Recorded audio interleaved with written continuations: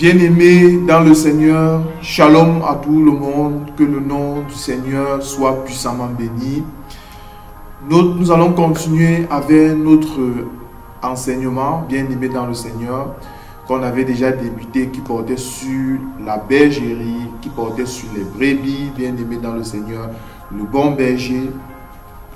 Aujourd'hui, notre enseignement aujourd'hui doit se trouver dans le livre de Zacharie, chapitre 13, du verset 7 jusqu'au verset 9, bien-aimés dans le Seigneur. Voilà où nous allons intervenir aujourd'hui selon la grâce que le Seigneur va nous donner. Tendre Père, le roi glorieux, l'incomparable, le Seigneur des Seigneurs, Seigneur Jésus-Christ, nous bénissons ton nom, Seigneur. Seigneur, nous savons que nous sommes dans tes mains. Nous savons que c'est toi notre force de tous les jours, Seigneur. Comment ne pas élever ton nom? Comment ne pas glorifier ta grandeur, Seigneur? Seigneur, nous pouvons tout par toi, Seigneur, parce que c'est toi notre force, c'est toi qui nous donnes la grâce en toutes choses. Que toute la gloire te revienne, Seigneur. Bénis ce moment et surtout, Papa, circoncis les oreilles de ton peuple pour qu'ils puissent comprendre l'enseignement selon ton bien vouloir. Que toute la gloire te revienne. Amen. Alors, bien-aimés dans le Seigneur, notre enseignement aujourd'hui doit se trouver dans Zacharie chapitre 13. Zacharie chapitre 13. À partir du verset 7. L'épée, lève-toi sur mon pasteur et sur l'homme qui est mon compagnon, dit l'Éternel des armées. Frappe le pasteur et les brebis se dispersent. Et je tournerai ma main vers les faibles. Dans tout le pays, dit l'Éternel, les 2 tiers seront exterminés, périront, et l'autre tiers restera. Je mettrai ce tiers dans le feu, et je purifierai comme on purifie l'argent. Je l'éprouverai comme on éprouve l'or. Ils évoqueront mon nom, et je les osserai. Je dirai, c'est mon peuple. Il dira, l'Éternel est mon Dieu. Bon, voilà le texte que nous allons expliquer aujourd'hui par continuité à notre enseignement. Aujourd'hui, nous allons parler du bon berger, bien aimé dans le Seigneur, de l'épée qui frappe le pasteur. Bon, ici, nous comprenons que l'épée, lève-toi sur mon pasteur. Bon, ici, nous allons essayer de savoir quelle est l'identité de ce pasteur, que l'épée de l'Éternel va se lever sur lui. En d'autres termes, l'épée de Dieu va frapper ce pasteur-là. Dit l'Éternel des armées, frappe le pasteur et les brebis se dispersent. Bon, nous allons expliquer c'est quoi le pasteur ici qui a été frappé par l'Éternel. Et quand ce pasteur est frappé, les brebis se dispersent. Bien-aimés dans le Seigneur. Je vais prendre déjà une écriture. Je vais prendre une écriture pour expliquer, pour trouver l'identité de ce pasteur. Je vais prendre une écriture ici. Je vais prendre cette écriture. Je vais prendre 1 Pierre combien? 1 Pierre, épître de Pierre, premier épître de Pierre. Alors,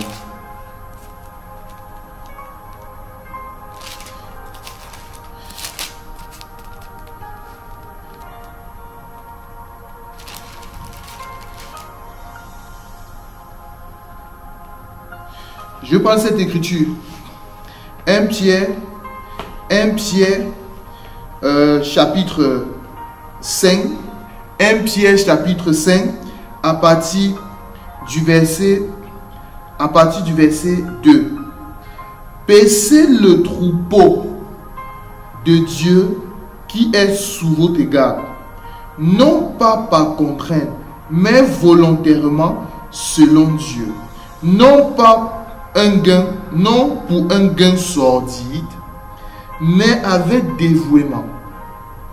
Non comme dominant sur eux qui vous sont échus, en partage, mais en étant les modèles du troupeau. Et lorsque le souverain pasteur paraîtra, vous obtiendrez la couronne incorruptible de gloire. Vous remarquez cette écriture?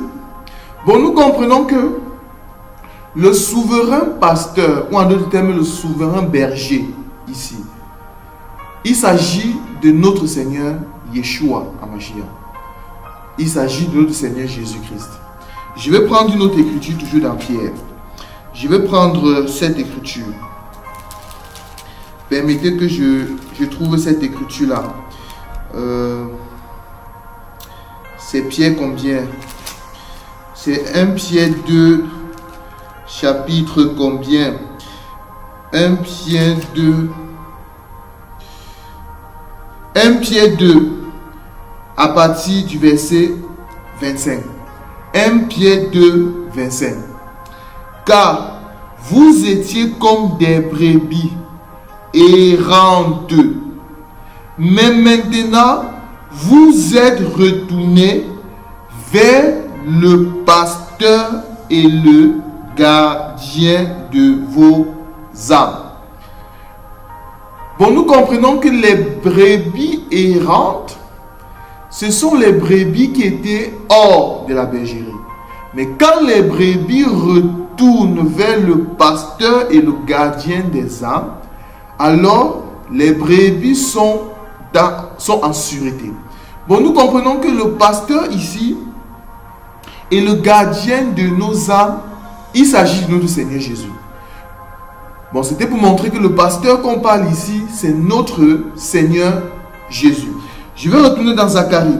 Bon, nous comprenons ici que l'épée lève-toi sur mon pasteur. Le véritable pasteur que l'épée de l'Éternel s'est levée sur lui. S'est levée sur lui. Ce qui a fait que les brebis se dispersent. Ce pasteur-là, c'est notre Seigneur Jésus. C'est notre Seigneur Jésus. Et je vais trouver ici maintenant, comment est-ce que l'épée, quelle est cette épée-là? Quelle est cette épée qui s'est levée sur le pasteur? Quelle est cette épée qui s'est levée sur le pasteur? En d'autres termes, sur le Seigneur. C'est ce que je veux trouver ici. Je vais prendre une écriture. Je vais prendre une écriture.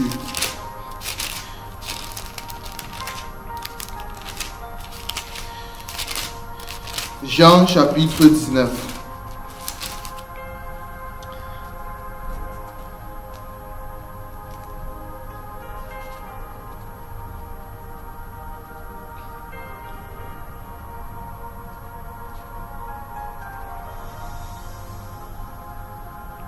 Je vais prendre Jean chapitre 19.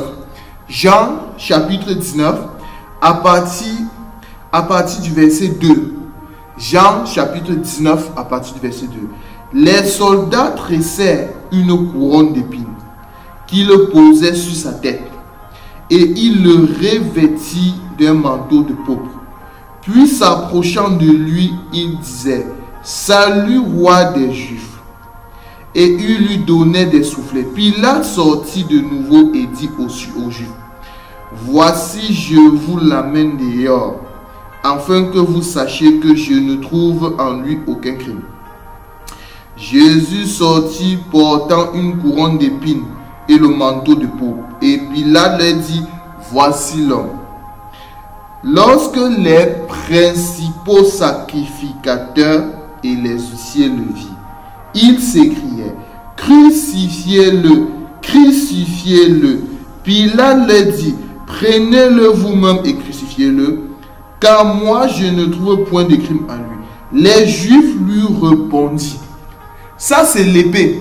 La réponse des Juifs ici, là, c'est ça l'épée qui se lève sur le pasteur, sur le souverain pasteur qui est notre Seigneur Jésus. C'est ça cette épée. Les Juifs lui répondirent: Nous avons une loi. Nous avons une loi. Et selon notre loi, il doit mourir parce qu'il s'est fait fils de Dieu. Bon, quand les Juifs, les souverains, les principaux sacrificateurs et les pharisiens, les huissiers, ils disent à quand Pilate dit, je n'ai trouvé aucun mal à cet homme. Mais les Juifs répondent, les principaux sacrificateurs, les pharisiens répondent, selon nous avons une loi. En d'autres termes, nous avons Moïse. Or, Moïse, c'est ça l'épée. Moïse, en d'autres termes, la loi, c'est ça l'épée. C'était ça œil pour œil, dent pour dent.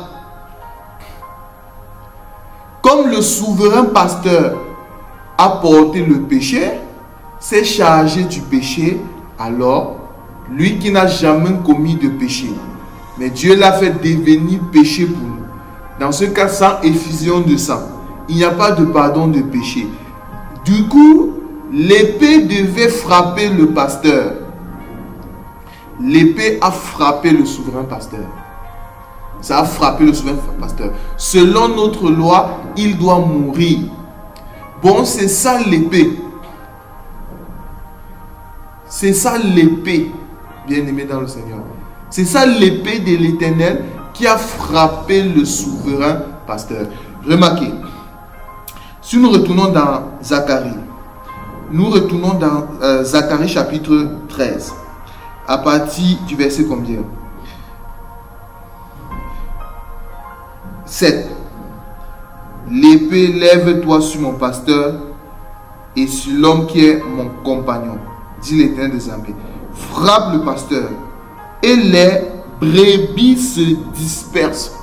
Bon, ça c'était déjà une prophétie, bien aimé dans le Seigneur. C'était déjà une prophétie. Le prophète Zacharie ici prophétisait déjà la mort de notre Seigneur Jésus, l'œuvre de la croix. Parce que quand le Seigneur a été arrêté, bien aimé dans le Seigneur, quand il a été arrêté, alors les brebis ont été dispersées. Je vais prendre cette écriture, Matthieu 26. Je vais prendre une écriture. Matthieu 26. Matthieu 26 combien? Je vais prendre une écriture. Matthieu 26. À partir du verset 30. Matthieu 26, 30. Après avoir chanté le cantique, il se rendit à la montagne des Oliviers. Alors Jésus leur dit, je serai pour vous toute cette nuit une occasion de chute. Car il est écrit, je frapperai le berger et les brebis du troupeau seront dispersées. Mais après que je serai ressuscité, je vous précéderai en Galilée. Si nous prenons également Jean 16, 32. Jean 16, 32. Jean 16, 32. Alors, qu'est-ce qu'il est dit? Jean 16, 32. Voici l'heure vient, et elle est déjà venue, où vous serez dispersés chacun de son côté. Et vous me laisserez seul. Mais je ne suis pas seul, car le Père est avec moi. Est-ce que vous voyez cette écriture, c'est là? Bon, nous comprenons ici que cette prophétie de Zacharie était déjà entrée d'annoncer la mort de Jésus, la croix, l'œuvre de la croix de notre Seigneur. Cette prophétie de Zacharie. Alors, je vais retourner dans Zacharie. Retournons dans Zacharie.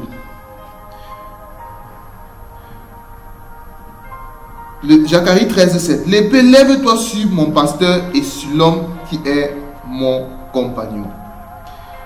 Dit l'Éternel des armées, frappe le pasteur et les brebis se dispersent. Et je tournerai ma main vers les faibles. Bon, nous comprenons que pour que l'Éternel tourne sa main vers les faibles, il faut premièrement que le pasteur soit frappé. Bon, cette écriture veut dire tout simplement que parce que la main de l'Éternel, c'est quoi déjà la main de l'Éternel? La main de l'Éternel, c'est ça la grâce. Parce que la main de l'Éternel, c'est tout un homme, c'est Jésus. Pour que l'Éternel tourne sa main vers les faibles, en d'autres termes, que l'Éternel donne la grâce, il faut d'abord que le pasteur soit frappé, que le Seigneur Yeshua Mashiach soit frappé. Je vais prendre une écriture. C'est Isaïe combien? Isaïe chapitre 53. Je vais expliquer c'est quoi la main de l'Éternel. Un jour, on va venir ici là. Nous allons approfondir. Alors, Isaïe chapitre 53, à partir du verset 1er. Qui a cru à ce qui nous était annoncé? Qui a reconnu le bras de l'Éternel? Où est cette écriture? Qui a reconnu le bras de l'Éternel? Bon, nous comprenons que le bras de l'Éternel, sur le bras, on a le bras, on a la main, bien aimé. Et sur la main, nous avons les 5 doigts, les 5 ministères. Je n'ai pas envie d'aller trop dans la révélation ici, là. Bien aimé dans le Seigneur. Bon, nous comprenons que la main de l'Éternel, c'est tout un homme. C'est tout un homme. C'est notre Seigneur Yeshua. Bon, pour que l'Éternel tourne sa main vers les faibles, il faut premièrement que le bon berger, il faut d'abord que le pasteur, le souverain pasteur, soit frappé. Quand il est frappé, c'est en ce moment que la colère de l'Éternel puisse se calmer. Bon, la colère de l'Éternel s'est déversée sur le pasteur qui est notre Seigneur Jésus, afin que l'Éternel puisse tourner sa main vers les faibles, bien aimés dans le Seigneur. Bon, ça c'est tout un temps de la grâce. C'est tout un temps de la grâce que nous avons ici. Je continue l'écriture de Zacharie. Je continue l'écriture de Zacharie 13. Alors, nous sommes au verset 8. Dans tout le pays, dit l'Éternel, les 2 tiers seront exterminés. Les 2 tiers seront exterminés, périront, et l'autre tiers restera. Je mettrai ce tiers dans le feu. Bon, ici nous avons deux peuples. Il y a un peuple qui sera exterminé. Et il y aura un autre peuple que l'Éternel doit mettre dans le feu. Vous savez, ça c'est une écriture. Une fois, j'ai suivi une vidéo. Je suivais une vidéo où un musulman qui est en train de dire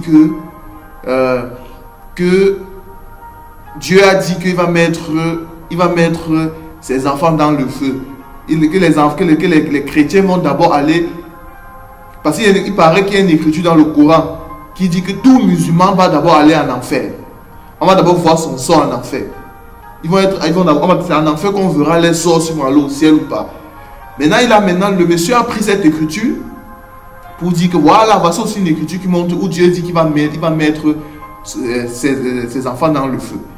Mais le musulman n'a pas compris n'a pas l'enseignement pour comprendre c'est quoi le feu ici. Le feu ici, c'est ce que je vais expliquer. Remarquez, je mettrai, ici nous avons deux peuples. Il y a un peuple qui sera exterminé, mais il y a un autre peuple que l'Éternel doit mettre dans le feu. Remarquez la suite. Remarquez.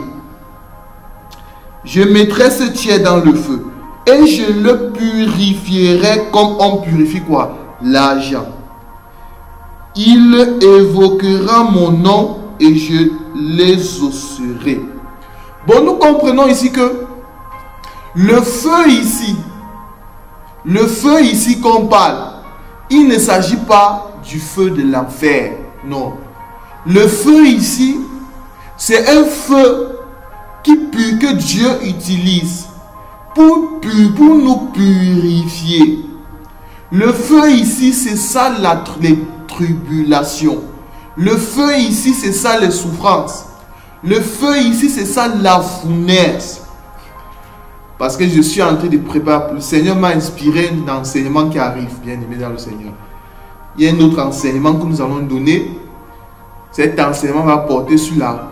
C'est un enseignement, je garde le suspense, c'est un grand enseignement qui vient sur l'enlèvement de l'épouse, bien aimé dans le Seigneur, que nous allons présenter. Où nous allons... Bon, ça c'est l'avant-goût. Je ne vais pas parler pour l'instant. Ça arrivera, autant au compteur. Bon, ici, nous voyons que le feu qu'on parle ici, il ne s'agit pas du feu de l'enfer. Non. Mais il s'agit du feu que tout enfant de Dieu qui est connu par le Seigneur doit passer par là. Il s'agit des souffrances. Il s'agit des tribulations. Il s'agit des douleurs de l'enfantement. Parce que remarquez, le feu ici, c'est je l'éprouverai comme on éprouve l'or. J'aime ça. Bon, d'abord, je les purifierai comme on purifie l'argent et je l'éprouverai comme on éprouve l'or. Remarquez cette écriture, bien aimée dans le Seigneur. Si je prends 1 Pierre, je vais prendre cette écriture. 1 Pierre combien? Il est où 1 Pierre? 1 Pierre, premier du verset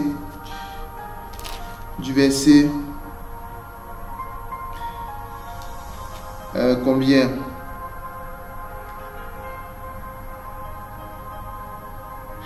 Un Pierre chapitre 1er à partir du verset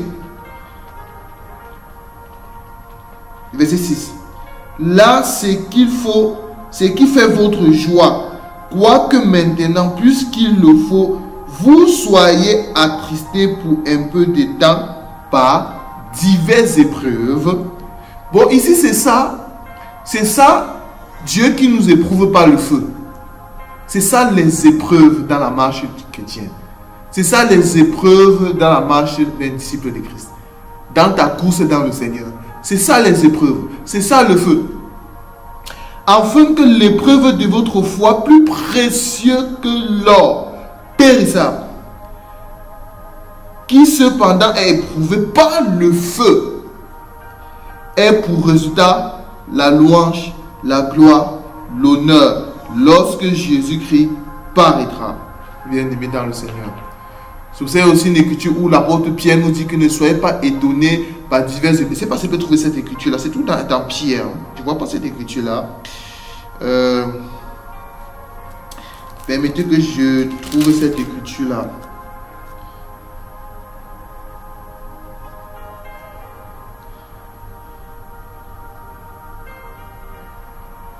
C'est 1 Pierre 3 ou 4.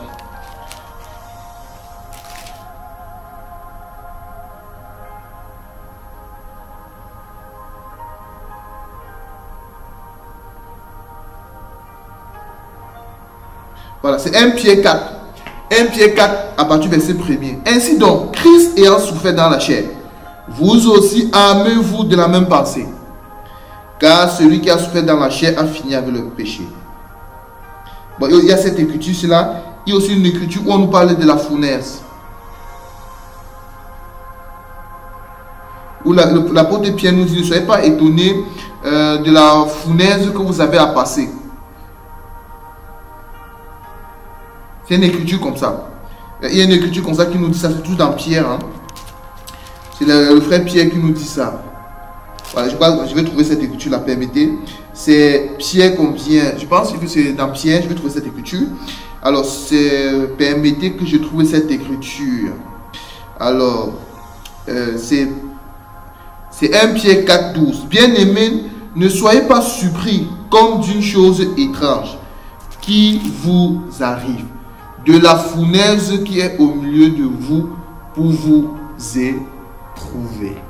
Bon, ça c'est une écriture que nous allons décortiquer par rapport au grand enseignement que j'ai mentionné tout à l'heure, bien aimé dans le Seigneur. Nous allons parler de la fournaise. Bon, c'était pour répondre, c'était pour donner l'explication de ce passage-là, bien aimé dans le Seigneur. Que le nom du Seigneur Yeshua Mashiach vous bénisse. À la prochaine. Shalom, bien aimé dans le Seigneur.